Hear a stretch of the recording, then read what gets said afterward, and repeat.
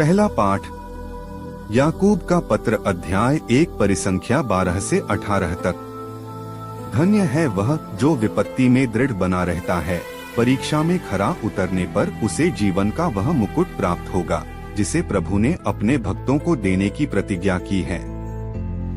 प्रलोभन में पड़ा हुआ कोई भी व्यक्ति यह न कहे कि ईश्वर मुझे प्रलोभन देता है।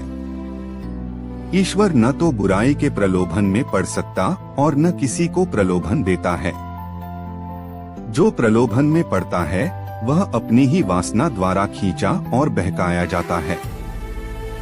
वासना के गर्भ से पाप का जन्म होता है और पाप विकसित होकर मृत्यु को जन्म देता है। प्रिय भाइयों, आप गलती न करें।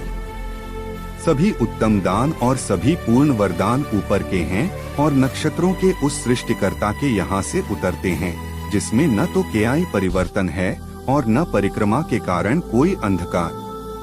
उसने अपनी ही इच्छा से सत्य की शिक्षा द्वारा हमको जीवन प्रदान किया, जिससे हम एक प्रकार से उसकी सृष्टि के प्रथम फल बने।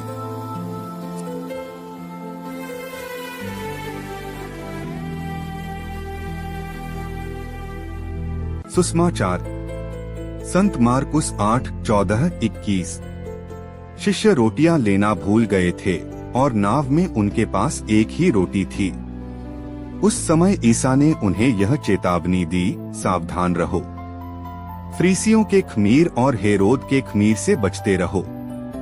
इस पर वे आपस में कहने लगे, हमारे पास रोटियां नहीं हैं, इसलिए यह ऐसा कहते हैं। ईसा ने यह जानकर उनसे कहा, तुम लोग यह क्यों सोचते हो कि हमारे पास रोटियां नहीं हैं, इसलिए यह ऐसा कहते हैं। क्या तुम अब तक नहीं जान सके हो? नहीं समझ गए हो? क्या तुम्हारी बुद्धि मारी गई है? क्या आंखें रहते भी तुम देखते नहीं और कान रहते भी तुम सुनते नहीं?